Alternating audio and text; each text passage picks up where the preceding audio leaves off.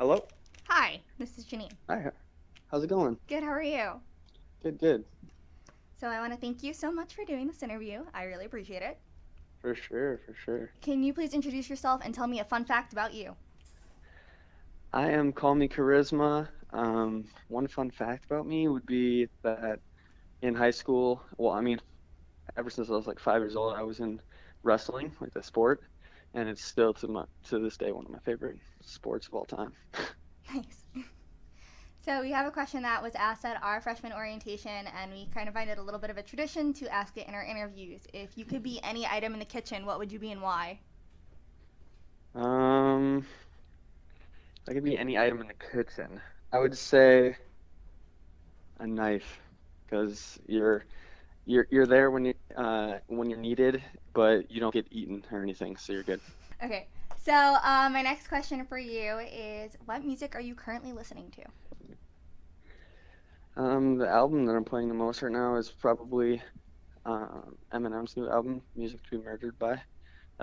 He's my favorite artist of all time, and this is one of my favorite projects he's put out since like 2003.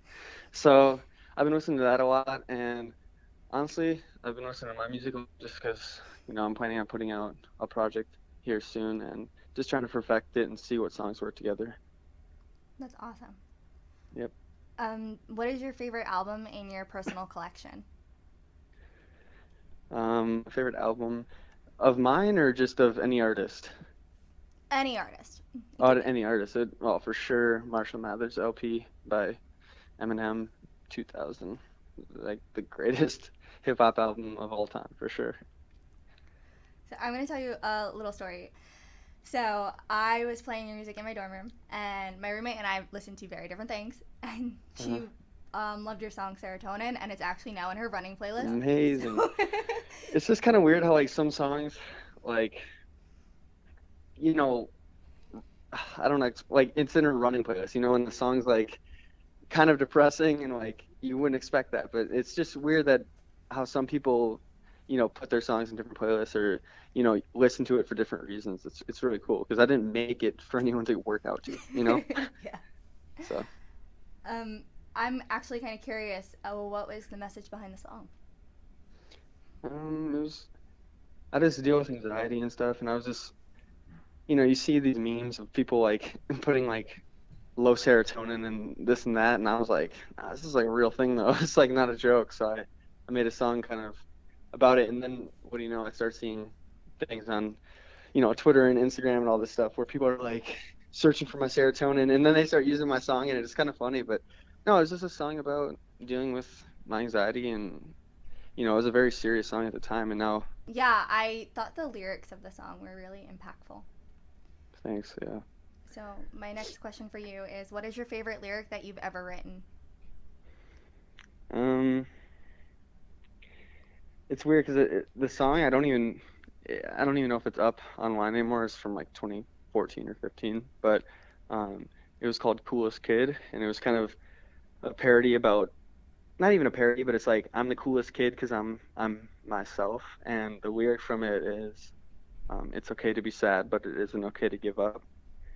And it was not even really like too like heartfelt at the time, but everyone uses it. Like I can't even tell. I have it tattooed on my body, and I can't tell you how many of my fans have it tattooed as well. It's just, it's like it's okay to be emotional. It's okay to be sad. It's okay to have a bad day, but it's not okay to give up. Tomorrow will come regardless. So you might as well keep pushing on. And I think that's a huge message that more people should take into consideration. I definitely understand and respect that. Hmm. What is your writing process like?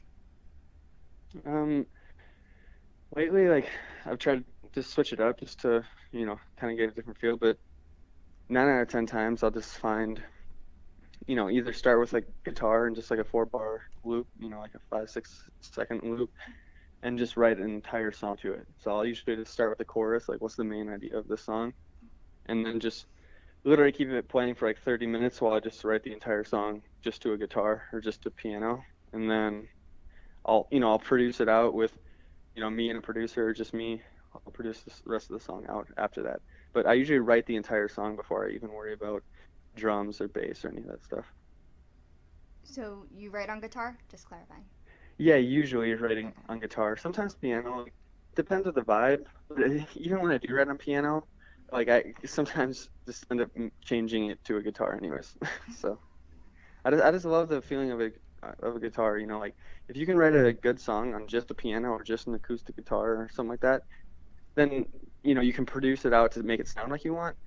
But I think some songs, if you took away all the sparkly parts of it and the beat and the cool drops and stuff, it won't be as good of a song. But I think if you can strip it all back and it's still a good song, then you have something special. And same with like, I don't know, people have said this a million times, so it's not just what I've said, but if you can like play it around the campfire with an acoustics, and everyone's still singing the words, then you wrote a good song. But that's kind of the test. If you can play it on an acoustic guitar or just piano, then it's probably a great song.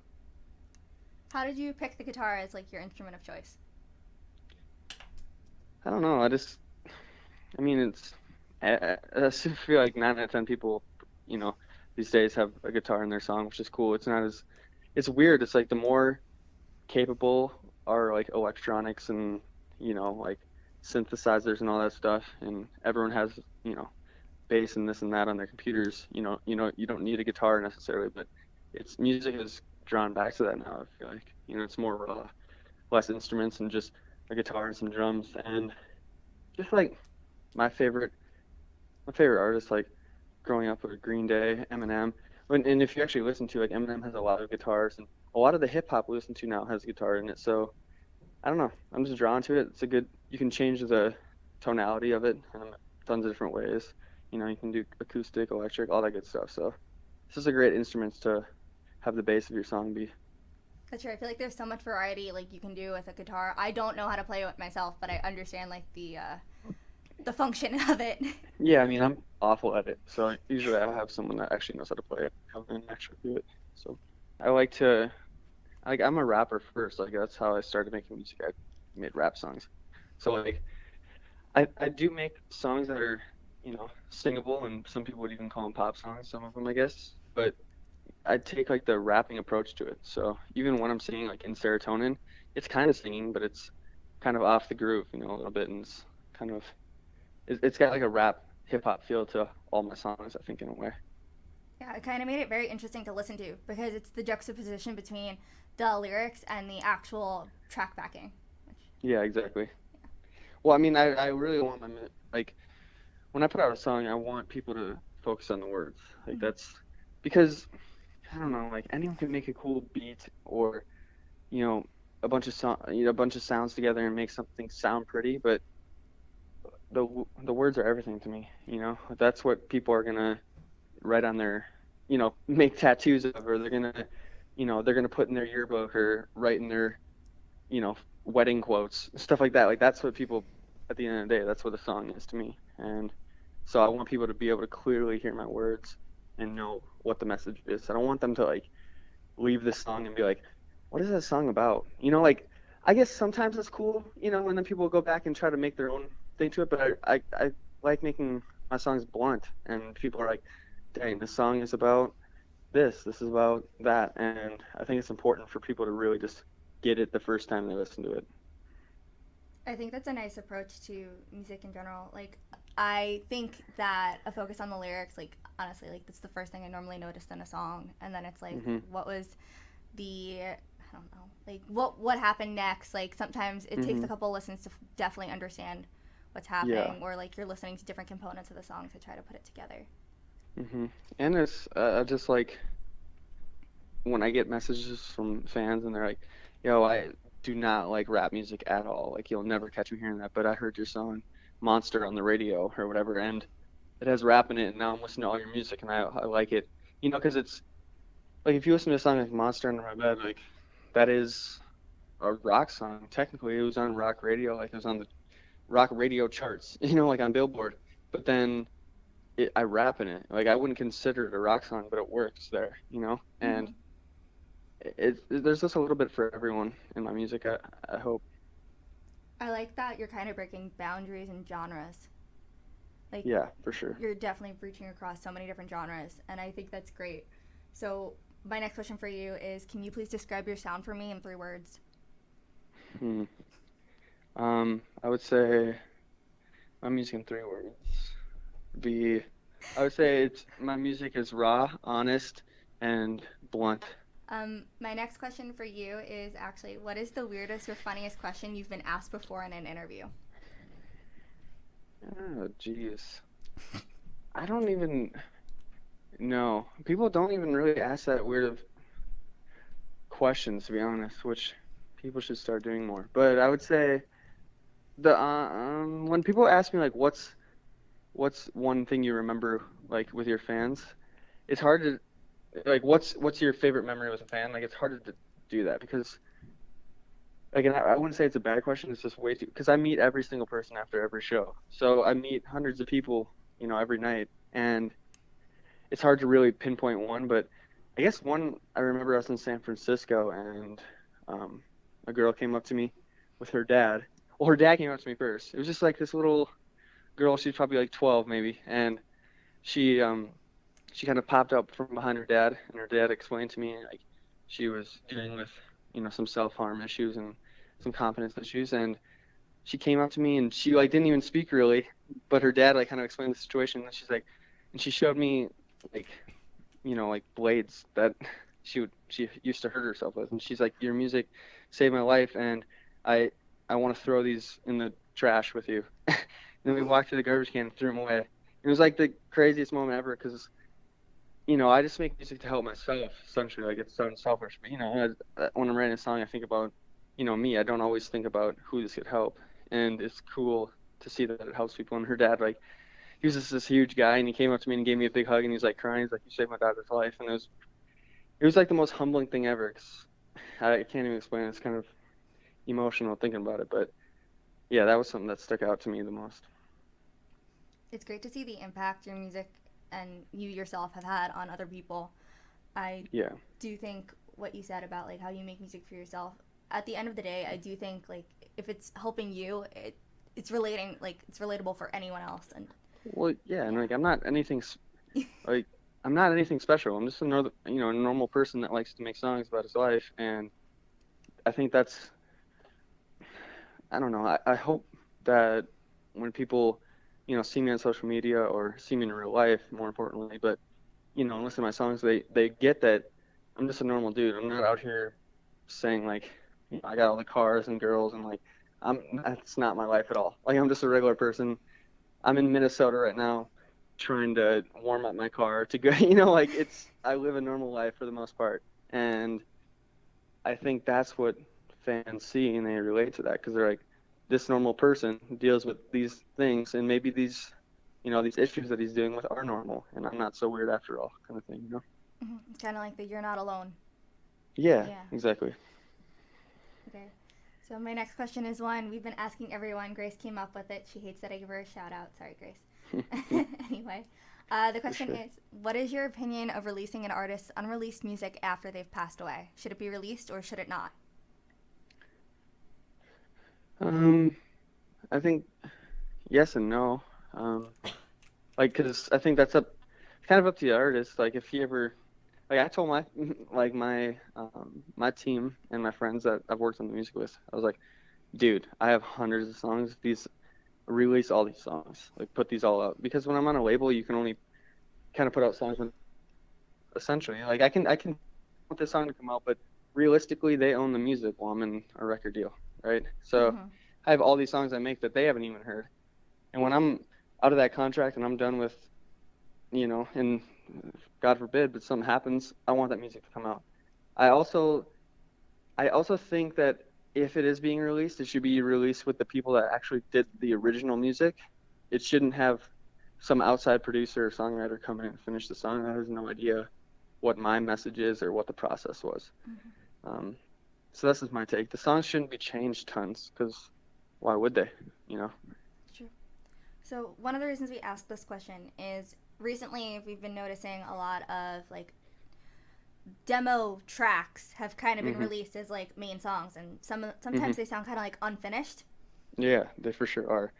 And that's what And the problem is that they try to make it sound like it's an album. They're like, Mm-hmm. oh, like yeah, like one of my favorite artists before, I mean, still is XXX Tentacion, and they like. milked it so hard to where they made it seem like it was his album. And it's like, dude, these are 30-second clips and voice notes of songs that would have been great. But you can't just put them out and be like, look at this. This is his last album. It's so good. It's like, it would have been great, but like, just say what it is, man. Just be like, these are demos and, even like more like memoirs from this artist. Enjoy them for what they are. Don't try to, make them more than they are. I 100% agree. I actually haven't heard that response yet, so that was very Yeah. refreshing. I do think a lot of this has to do with contracts in Yeah. labels. Like I've noticed from Oh yeah, talking to they're the people. worst. Yeah, a lot of people don't actually read their contract. Yeah, it's the worst. So, Yeah, it's there's a lot. There's a lot of different moving components to this. Like as I know, like I just listen to music. I'm on the receiving end. I don't produce anything. I just talk to people. And as a fan, you always want to hear more music. But yeah. the artists have been happy with what was released.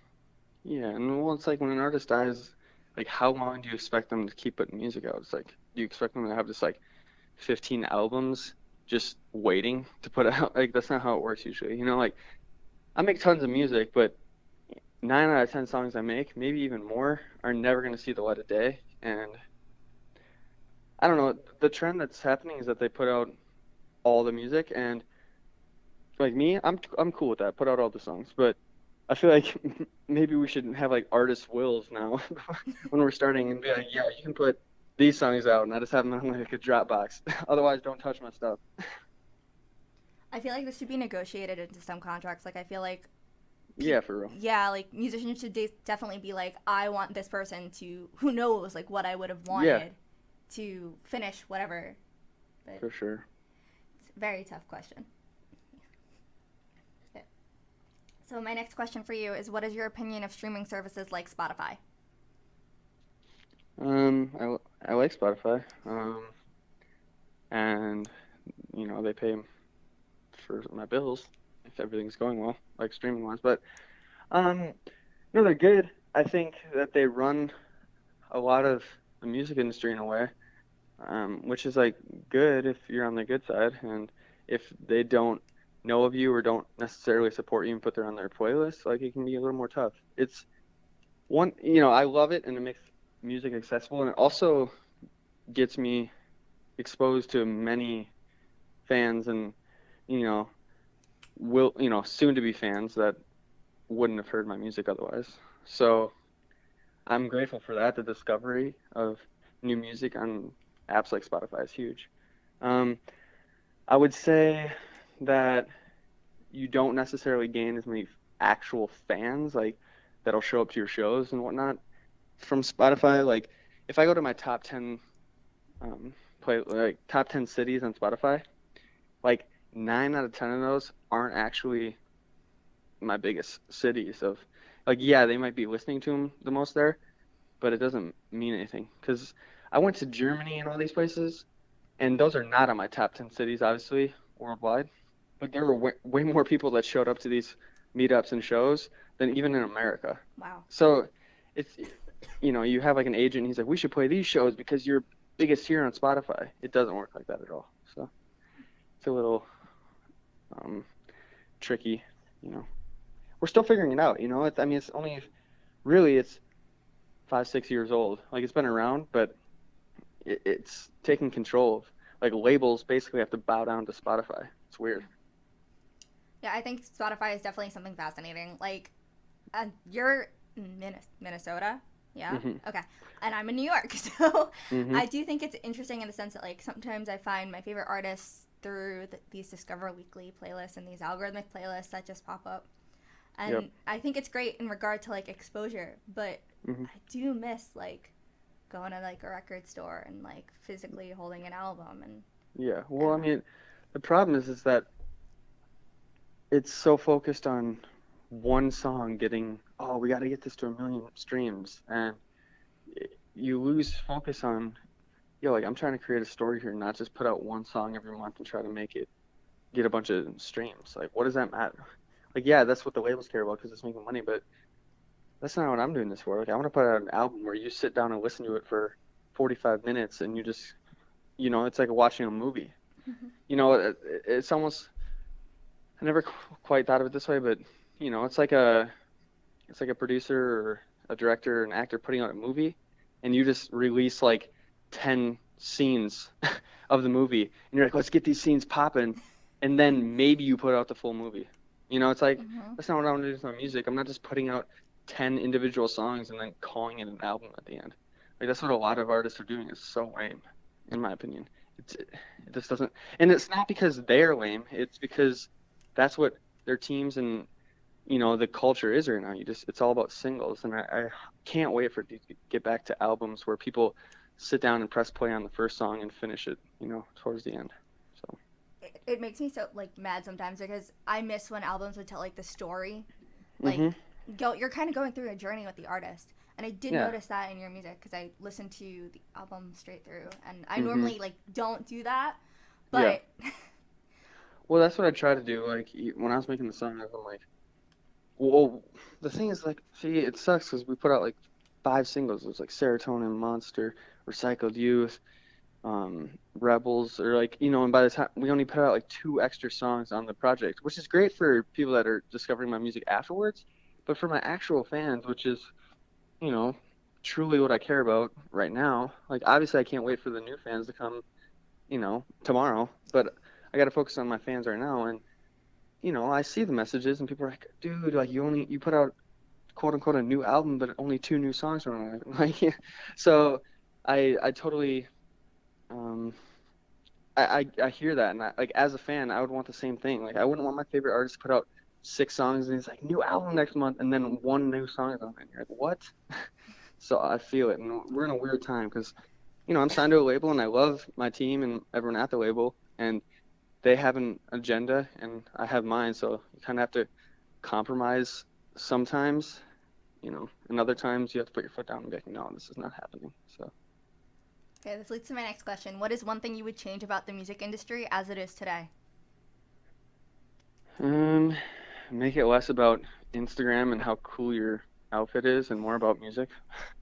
That's honestly like not just I don't have like a beef with Instagram or looking cool, but that's everyone's so worried about getting likes on your photos and it's just like, dude, I don't care. I also don't care how many streams I get. I really care about how many people show up to my shows, how many real life people support me, you know? Like I'm like, yeah, it's cool to get your song in a playlist, but those aren't real fans listening to your song. It's someone passing by, and hopefully they become a fan. But 9 out of 10 times, probably more like 99 out of 100 times, they listen to the song and they're like, "That's cool," and maybe they'll even put the song in their playlist, but they don't really check out the artist. It's just another song to people, And I wish we would get back to diving into an artist and falling in love with their music, but also like their story and their message, not just one song. So I don't know if I really explained that well. We got to get back to albums and a story and a message, not just how many likes they get on Instagram and are their sunglasses cool. No, I definitely understand. And do you mind if I ask how old you are? 24. I'm gonna be 25 in April.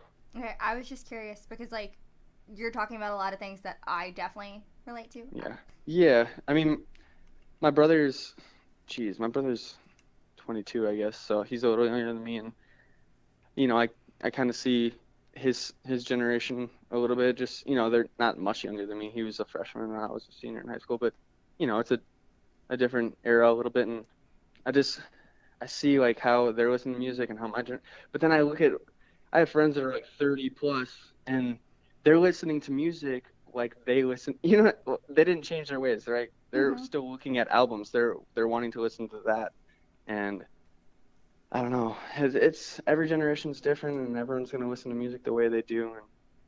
But I really hope we can get back to focusing on the whole project, not just one song for 2 months, then they get sick of it. And it's like, I don't want someone to listen to my song for 2 months and then they move on to the next artist that Spotify or whoever shoves in their face. Mm-hmm. I definitely agree. I think it's Yeah. kind of crazy how the industry works nowadays. And Well, it's so fast too, right? yeah. It's like, dude, like the horses and the whatever that song, like now he's literally on Super Bowl commercials, and like that's great, but it's so weird. You're like, it's like, dude, I've been making songs for my whole life, like, and then you see that happen. So it's a weird world because you could also put out a million songs and never make anything happen. So it's a weird time. The internet's crazy. I feel like the internet is playing this huge role that it never used to play. Yeah. And I, yeah, I, when things go viral sometimes, it's kind of like, why? Well, Why that? it's so much why, for sure. The problem is that a lot of people, a lot of artists blow up, but they don't have actual fans Hmm. and they don't have music to follow it up. They blow up faster than they even want to.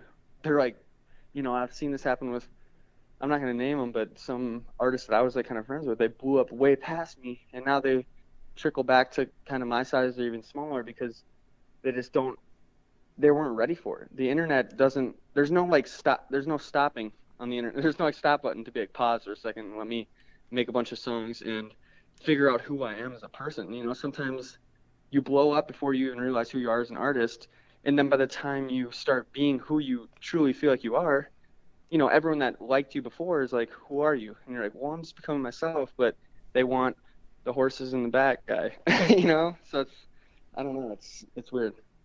No, I definitely agree. I just think it's sometimes like, I know like a lot of people, like, you're definitely putting in like so much effort and you're grinding every day and you deserve more recognition, and a lot of people Mhm. do. And I think it's kind of like we are in this generation of like one hit wonders that Mhm. kind of like they exist and then, as you said, they kind of fall off and then they try to come Yeah. back, but then nobody really cares. Yeah. Well, and it's like it's kind of a curse. You don't like. I'd much rather be in the position I am, and I know it might sound like, oh, you're just mad that you didn't blow up, but I've seen it happen. And some people do blow up, and like I remember when Post Malone was blowing up, and he's still probably the biggest artist in the world, like one of them, and he made it work. But some people they're just not ready for it, and not to say I wouldn't be ready for it, but I want to continue learning who I am as a person and making music that I like. And if a song starts to take off, then that's great. But, I'm not out here like, oh man, I got to make a song for TikTok now or I'm screwed. It's like, no, that's not why I got into this at all. TikTok didn't exist when I started making music, when I was like 12 years old. Spotify didn't exist. Like, I'm here to make music for myself and hopefully help people along the way. I do think a lot of it kind of boils down to like, I feel so out of touch sometimes with what's Hmm. going on in music, and that's why I kind of like I don't listen to the radio. I don't think pop music has progressed as it should have. And Hmm. I just kind of feel like we're in this very stagnant age and it needs to change soon. Yeah, I don't know. it's weird. I mean, the problem is that every generation of every time of music thinks the same way. They've felt like how we feel. Hmm. Like before it was the labels literally pick who's going to be on the radio and they blow you up, and then it's um, something else, and then it's TikTok, and tomorrow it'll be some other app that, and people are like, oh, I just hate how music is, and like, unfortunately, we just have to keep trying to support Hmm. fans that like good music and artists that make good music. So Okay. This leads to my next question. Um, you're going to be going on tour soon. Can you please tell me a little bit about tour? yeah, so it's been a while since I've toured myself, like a headline tour in the U.S. This 2017 was actually like my last legit headline tour, that I wasn't opening for someone or so yeah, it's been a while and I put out a bunch of music last year and it did well and I unfortunately didn't get to tour it. I took some time off and just made some changes in my life. Went back home, saw my parents like in Minnesota, got out of LA and it felt great and I needed it for myself. But I'm excited to finally get back on the road and tickets are selling and people are showing up to these shows, 2.5, 3 years later, and it's amazing to finally be back and doing it. So, Can you tell me what the local scene is like in Minnesota? gosh, so it's weird because there's different scenes, like, in each music. It's very, how do I explain it? Like you're either in or you're out, you Okay. know? And I would say like I'm not even really in the Minnesota music scene just because I've been out of it for a while. They're kind of like, oh, you moved to LA? Like, all right, good for you. And that's kind of it, which is fine. And I support like local artists here. Like I'm seeing a bunch of new dudes come up. Um, but yeah, we've always had a cool music scene though. It's very, like I said, you're in or you're out. But if you're in, they love you forever because we've had like Prince and Bob Dylan, and there's an artist called Atmosphere. He's like a rapper. He's like a legend here. So it's really cool. Like they get behind you if you're here, if that makes sense. So So my next question for you is: do you have any pre-show rituals or superstitions before you do a show? no, I used to get nervous like my first couple shows, and then after that, honestly, I just don't get nervous or have any rituals or anything. I'm just like, let's go, and I just go on stage. And the thing is that if you're just honest with yourself when you're on stage and just having fun, and like if you screw up or whatever, own it. So I don't really get nervous about it because fans, honestly, when you mess up and then you make a joke about it, you're like, man, I suck, like or whatever. People are like, ah, he's just human, and I think that's very important. So no real rituals or anything. I like to have candy and stuff like in the green room, but I gotta stop eating that. My health is not. It's weird. Like I look in shape, but my health is a mess. So I need to start eating healthier and just getting more rest and all that stuff. So this tour is gonna be a lot different than the rest of my tours. So What is your favorite state that you've been to? favorite state. Well, it's weird because I like New York City, but I've never got to explore anywhere else in New York. And I've heard it's beautiful and like trees and upstate New York. So Mm-hmm. I'd love to actually go there. Um, California is a cool state, but I would never live there. I don't really know. I don't have like a favorite state to be honest. I like the Pacific Northwest in the summer because it's not too hot and it's beautiful and you can go by the ocean and stuff. But I don't know. I mean, I'll always live in Minnesota, I think. So I guess I'd have to say my state is my favorite. It's just where I feel welcome and home. Nice. What is your favorite venue that you've ever played in? I played at First Ave, which is like, the marquee venue in Minnesota, and I played there a few times, but when I got to sell out this, it's called 7th Street. It's like right off of First Ave. It's the same venue, it's just a little room inside of it, and that's probably one of my favorites, just because if you can sell out, it's like when you're coming up, and if you sell out 7th Street, like it's gonna be you got a career ahead of you. And when I did that in 2018, it was like, oh man, like this is a real thing. We sold out 7th Street, so. What has been your biggest challenge so far? Biggest challenge is probably sounds cliche, but myself, just because when I started, I went on my first tour when I was 19 years old, and I, I made everything about trying to be a rock star and getting girls, and I was like, I left college, I'm on the road playing in front of hundreds of people, opening up for big artists, and like that's not who I am anymore. But I've kind of had to live with ramifications of that, of not being the greatest guy, and like so I've just had to, like I said, I took almost half a year off and just really changed who I was as a person. I've been touring 2.5, 3 years, so I really need to make some changes because I started seeing affect, my relationship with my family and my girlfriend and stuff like that. And I'm like, it's not just about music anymore. It's about trying to make myself a better person. And then, once I made some changes in my life, I'm like, all right, it's time to get back to music and my dreams and passions. So I'd say myself, and I feel like a lot of people, say they have, things they have to deal with are the hardest things, but it always comes down to yourself. I feel like we're all just battling ourselves in a way. Yeah, it's kind of like you're your own worst enemy, Yeah, and I in think in a sense. that's normal. So You mentioned college. Am I allowed to ask what you majored in? it's so weird. I went back to my college. I went there and so I have my 2 year degree, but Mm-hmm.